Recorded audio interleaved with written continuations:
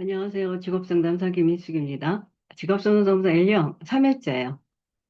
제가 지금 시간을 짧게 넣어드리는 게 뒷부분에 가면 길어져요. 그래서 기본적으로 어떻게 해석을 해야 되나, 왜 심리검사를 활용하나, 이런 것들을 읽고 좀 넘어가시면 될 것 같아요. 예. 그래서 일단, 직업선호도검사 하위 요인이 세 개라고 말씀을 드렸잖아요. 그래서 이제 흥미검사. 그리고 흥미검사는 뭐가 있냐 하면 학습된 흥미가 있다라고 제가 말씀을 드렸어요. 그래서 첫 번째 흥미검사일 땐 뭘 먼저 보느냐? 내담자에게 어떤 분야에 흥미가 있는지, 그리고 흥미가 있다면 그것이 얼마나 두드러지고 강한 흥미인지를 살펴봐야 한다. 우리는 흥미검사 하나 갖고 굉장히 다양하게 진단을 내립니다. 그림 크기와 그 흥미 코드에 인접한 거 지금부터 뭐 1년, 2년, 3년 그런 얘기들이 계속 나올 거고요. 그런 거에 관련된 얘기예요. 그래서 점수가 10점 이하인가, 흥미 받은 점수가 아니면 20점 이상의 굉장히 많은 점수를 갖고 있는가, 이런 거에 따라서 우리가 진단이 방법이 달라집니다. 예, 그래서 흥미 코드가 어디에 만약 두드러진 흥미가 가지고 있다면 검사 전반에 걸쳐 이러한 흥미가 의미 있게 작용하고 있다는 점을 고려해야 된다. 사실 우리가 보편적으로 생각할 때 성인들이 직업선호도 검사 L형 검사를 하면 대부분의 그림이 한쪽으로 쏠려 있어서 예, 두드러진 흥미 코드가 나오게 되어 있어요. 대부분이. 그런데 선생님들이 현장에서 보시면 그런 코드도 있지만, 점수가 많아서 전체적으로 큰 코드도 나오고요. 좀 전에 제가 말씀드린 10점 이하의 코드도 있습니다. 그래서 그걸 갖고 선생님들이 진단을 내리셔야 돼요. 그러면 육각형 모형이 일단은 나오죠. 그래서 흥미 코드의 첫 두 문자에 육각형 모형 중 인접한 두 점을 나타내고 있다면 그 흥미 코드는 매우 높은 근접성. 이거를 나중에 저희가 이제 1요인, 2요인, 3요인을 할 텐데 두 개가 붙어 있다라는 거예요. 리아색 하며 예, 여섯 가지의 리, 알하고 아이가 붙어 있는 코드. 그거예요. 이럴 경우는 흥미가 굉장히 잘 발달되어 있다. 그래서 매우 높은 근접성을 나타낸다고 볼 수 있다. 그 얘기입니다.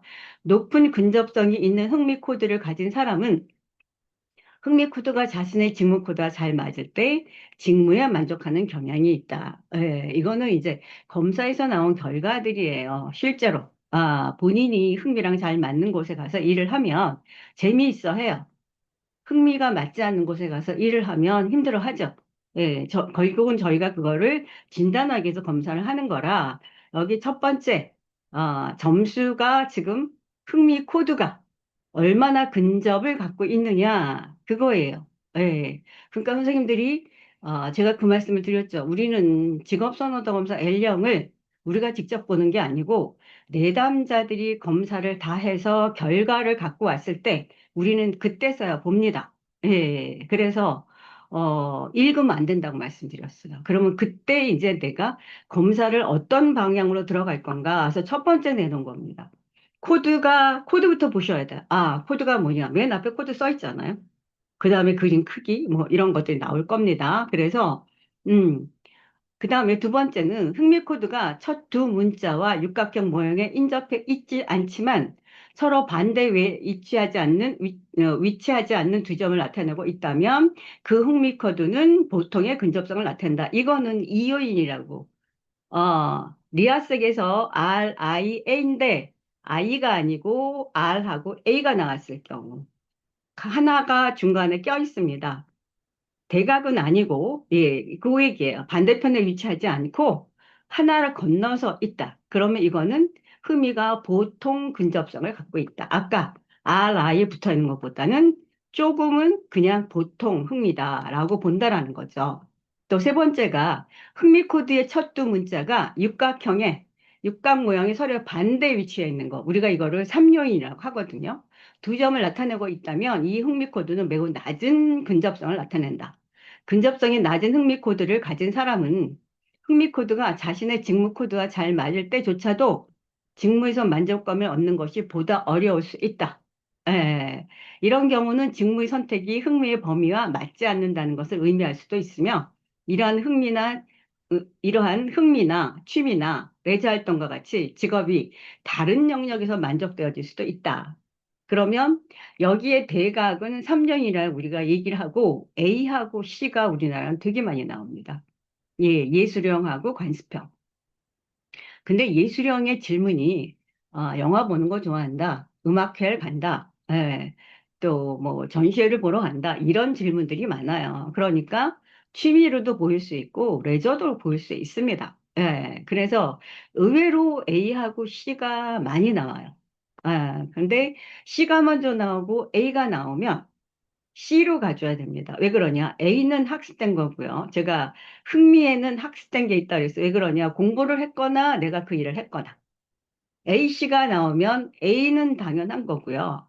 C일 경우는 봐주셔야 돼요. 이 사람이 A에 관련된 일을 하면서도 어떤 정리정돈, 그러니까 일하는 태도, 이런 것들을 C를 갖고 있을 수도 있어요. 예. 그래서 일단 대각일 경우는, 예, 직업이 만족하지 못할 수도 있고요. 대부분이 갈등 구조에 속합니다. 그러니까 대각이 내가 C가 먼저 나온 사람이 A에서 일을 한다. 이거는 완전 갈등 구조입니다. 네, 근데 A를 원래 일하는 사람이 C가 나왔다? 근데 우리 상담하러 안 와요. A가 먼저 나오면. 왜 그러냐? 자기 만족하고 있거든요. C가 나온 거다. 그거는 제가 일하는 태도라고 말씀을 드렸죠. 예. 그래서 일단은 1요인, 2요인, 3요인에 관련된 얘기를 드렸어요. 먼저 붙어 있는 거, 그 다음에 하나 떨어져 있는 거, 그리고 대각. 아, 그래서 대각은 서로 갈등 구조일 수 있고요. 두 개가 붙어 있는, 하나가 떨어져 있는 경우는 각각 해석을 하되 서로 근접성이 좀 떨어진다. 제일 근접성이 좋은 거는 두 개가 아주 인접해 있는 거. 그 얘기를 지금 하고 있습니다. 또, 선택된 흥미 코드와 다른 나머지 코드들의 분포와의 관계를 살펴봐야 된다. 이건 무슨 얘기냐 하면, SE, 예, 이게 일요일로 붙어 있죠. 그럼 반대편에 RI, 얘 점수가 상대적으로 낮아야 돼요. 왜 그러냐? 나는 좋아하는 게 S2예요. 그리고 여기는 지금 흥미가 잘 발달되어 있다고 보는 겁니다. S와 E가 근접해 있으니까. 그럼 반대편에 있는 대각으로 보이는 R과 I는 점수가 낮아야 되겠죠. 네. 그래서 상대적으로 낮게 나타나는지 등을 검토하여 전체적으로 잘 구조화되어 있는 분포를 확인해 본다. 그래서 이렇게 잘 구조화되어 있는 해석, 구조화되어 있을수록 결과와 해석은 좀 더 타당성이 있다고 봅니다. 그래서, 아, 여기에 지금 SE가 높은 코드로 나오고, 여기에 일요일로 나왔는데, 반대편에 나온 RI가 낮게 나왔다. 근데 이 점수도 1, 2점 차이로 높게 나왔다. 그러면 아마 그림이 어, 직사각형의 사다리꼴의 모양이 나올 거예요. 이러면 갈등 구조가 되거든요. 왜 그러냐? 대각선에 있는데 점수 분포도는 비슷해요. 그럼 이거 결정 저거 결정 잘 못합니다. 그러니까 애초부터 내 흥미가 어디에 있었는지를 잘 이해를 못할 수도 있어요. 예. 그래서 다음의 지침을 사용해서 흥미 패턴에 명확하게 정의되었는지를 결정한다라고 되어 있어요. 원 점수를 비교하여 흥미 점수 간 점수 차이가 4점 이상인 경우에요. 의미 있는 차이, 즉 흥미 패턴이 명확하게 정의되었음을 알 수 있어요. 또 만약 흥미 코드 점수 사이에 4점 이하일 경우는 이 차이는 유의미한 차이로 볼 수 없으며 각 요인들 간에 비슷한 정도의 흥미를 가진 것으로 볼 수 있다. 그러면 이것도 가능하고 저것도 가능하고, 그러니까 점수 차가, 예, 두 개가, 그 1년위로 붙어 있더라도 점수 차가 그냥 1점, 2점 차이면, 나중에 이제 결과물을 보시면 두 개가 붙어 있을 때는 추천되는 직업이 한 30개, 40개가 나와요. 왜 그러냐? 코드 하나, 그 다음에 두 개가 붙은 코드가 나오는데, 코드가 하나 건너서 있을 경우는 한 20개 추천되는 게 왜 그러냐? 리아색에 리 I가 붙어 있으면 괜찮은데, 리와 A, R과 A면 R 따로 A 따로 추천이 됩니다. 그리고 이제 CA처럼 대각으로 나오면 추천되는 직업이 더 떨어져요. 그래서 이제 그 얘기를 하는데, 붙어 있는 점수라도 점수 차이가 4점일 경우는 의미가 있고, 4점 이하일 경우는 별 차이가 없으니까 같은 흥미로 보아한다. 지금 그 얘기를 하는 겁니다. 그래서 또 만약 흥미 코드 간의 점수 차이가 4점 이하일 경우 그 차이는 유의미하지만 차이로 볼 수 없고 각 요인들 간에 비슷한 정도의 흥미를 가진 것으로 볼 수 있다. 흥미 코드 간 점수 차이가 적으면서 흥미 코드가 서로 인접한 위치에 분포하여 잘 구조화된 경우 가능한 코드 조합 모두 다 고려해 봐야 된다. 예, 제가 말씀드린 리아스에게 RI가 붙어 있을 경우는 R도 나오고 I도 나오고 RI 붙어 있는 직업도 다 조합이 돼서 나온다. 그 얘기입니다. 그 다음이 흥미 코드 간의 점수 차이가 적으면서 흥미 코드가 서로 인접하지 않는 위치의 분포인 경우 2요인, 3요인 제가 2요인은 하나 떨어지고 3요인은 대각입니다. 아, 흥미 패턴을 나타내는 각각의 코드가 나타내는 직업 목록을 참고하는 것이 도움이 된다. 예. 좀 전 거는 서로 붙어 있기 때문에 이거 RI 하나 R 얘기할 수 있고 I 얘기할 수 있고 RI 코드를 같이 볼 수 있는데 지금 2요인이나 3요인 같은 경우는 I 빼고 A인 경우는 R 따로 A. 그래서 RL을 같이 패턴으로 보지 말아라. 별로 도움이 안 된다. 그 얘기를 하는 겁니다. 3요인도 CA면 C 따로 A 따로. CA 붙어 있는 거 잘 안 나와요. 예, 지금 그 얘기예요. 그래서 3번이 모호한 흥미 패턴을 가진 사람은 종종 직업 탐색 목록을 산출하는데 어려움을 가진다.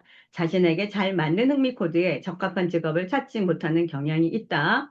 예, 그래서 또한 자신에게 적합한 흥미 코드에 적합한 직업이 너무 많다는 것도 알 수 있어요. 왜 그러냐?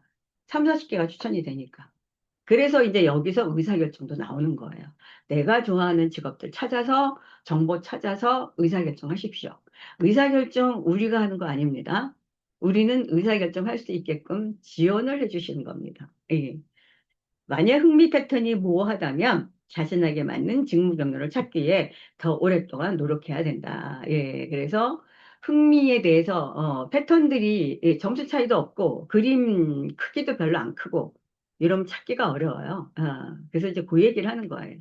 그래서 그런 것들을 내가 어떤 흥미를 더 발달을 시킬 수 있는가. 그래서 직무 경로 이런 것들을 잘 찾아보는 게 예, 그래서 요번에는 어, 붙어 있는 거랑 아니면 하나 떨어진 거랑 그 다음에 대각인 거랑 이거를 어떻게 해석을 하느냐 거기에 따라서 직업들이 어떻게 추천이 되는가 그거에 관련된 설명을 드렸는데 이거 굉장히 중요하거든요. 예, 그냥 선생님들은 그래 이 유형이니까 이런 직업들이 추천됐어.